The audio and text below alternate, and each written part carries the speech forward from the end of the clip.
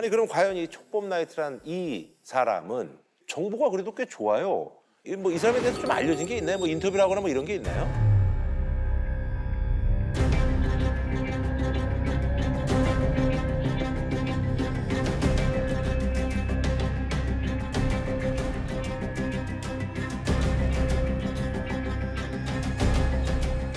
정확하게 정체가 누구인지 어떤 사람인지 알 수는 없어요. 근데 그 서면 인터뷰한 내용만 보자면 피해자들과 직접적인 아는 사이는 아니다라고 밝히고 있습니다. 사회적 정의 실현을 위해서 누군가는 총대를 매야 한다고 생각했기 때문에 자기는 시작을 했다.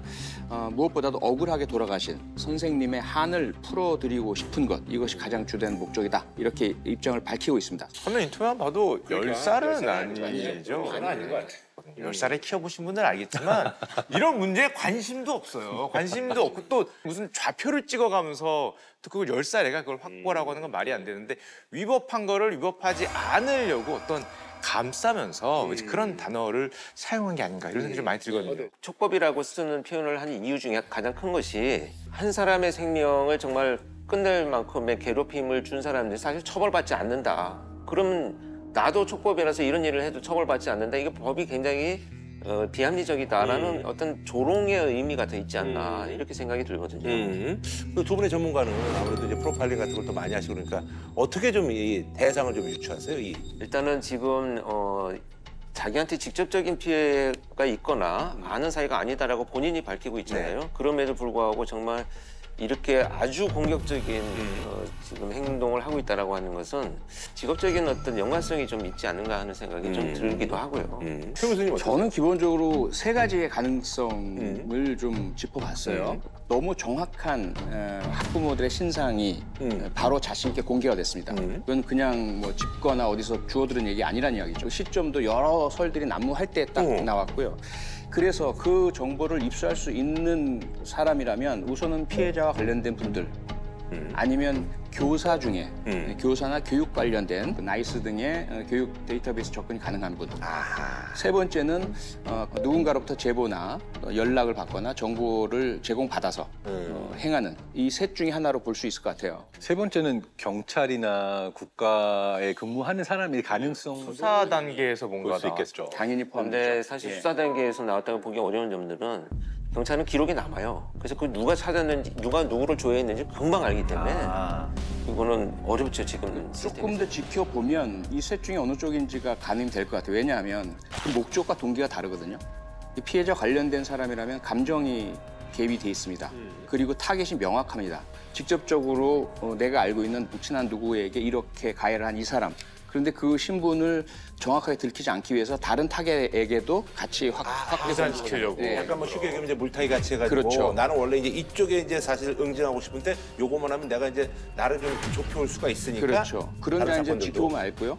만약에 두 번째의 경우라면 그런 교사 보호를 위한 법제도 개정 쪽으로 갈 가능성이 큰 거죠. 이제 세 번째 가능성은 사회 공익.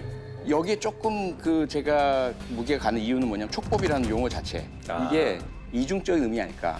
뭐냐면 촉법이란 것 자체에 대해서 이 사람은 공분을 가지고 있을, 분노를 가지고 있을 가능성이 높아요. 거죠, 그 예, 자체가. 촉법소년이라고 선생님 괴롭히고 학부모와 함께 또 말 안 듣고 그들 자체에 대해서 왜 우리는 벌하지 못하는가라는 의미가 담겨 있을 수도 있다는 거죠. 저도 그렇게 생각하는데 촉법이라는 거에 대단히 감정이 있는 것 같아요.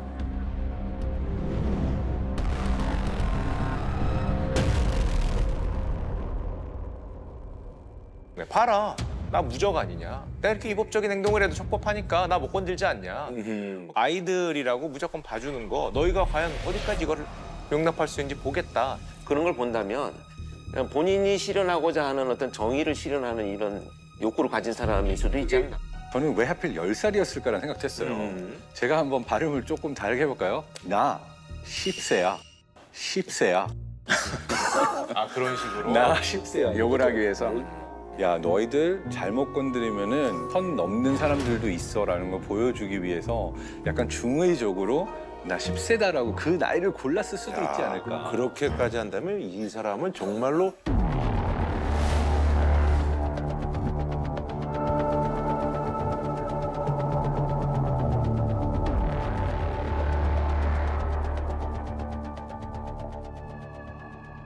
이렇게 타인의 신상을 공개하는 것 자체가 굉장히 요즘 이제 현대사회에서 큰 죄지 않습니까? 형사처벌이 가능한 거죠? 촉법에 정말 해당된다면 형사처벌은 불가능하죠. 근데 이제 아닌 경우에는 네네. 신상 공개만으로는 법적 처벌은 어렵습니다. 그런데 그들의 명예를 훼손할 수 있는 부분이 더해졌다면 처벌이 가능합니다. 근데 만약에 드러난 사실 공공의 이익에 관한 것이라면 사실 좀 모호한 부분이긴 해요. 저는 이게 지금 처벌이 안 될 수도 있다고 형사적으로 대단히 놀라운 것 같아요. 사실은 현대 사회에서 대단히 심각한 범죄 중에 하나라고 보거든요. 그러니까 이제 쉽게 말하면 만약에 이거 죄송합니다 가정으로 괜찮아요, 예, 나쁜 행동을 했어요. 저 방송국에서 말이야 엄청 말이야 PD들한테 말이야 막 잘 받아라고 괴롭히고. 로비하고 말이야 막 아니 이러면서 뭐, 예, 나 막내 작가 힘들게 하고 야저 심용환 빼라고 막 압력을 가하고 장동선이가 막 이런다. 그거를 슈카 씨가 공개했어요. 어. 이 얘기를 공개하지 않으면 많은 분들이 괴로워할 거고 그건 순수 공익 목적이거든요. 그렇다면 순수한 공익 목적이라는 것이 입증이 되면 책임성이 조각돼요. 책임을 지지 않게 됩니다. 그렇게 해서 처벌 못하게 되는 거죠. 그러니까 만약에 예를 들어서 이 사람이 유튜브에 이걸 올려서 수익을 올리겠다는 목적이 있다는 것이 확인되면 이건 공익 목적이 아닌 거죠. 그다음에 그 해당되는 학부모에게 개인 감정이 있다? 역시 공익 목적이 아닌 거죠.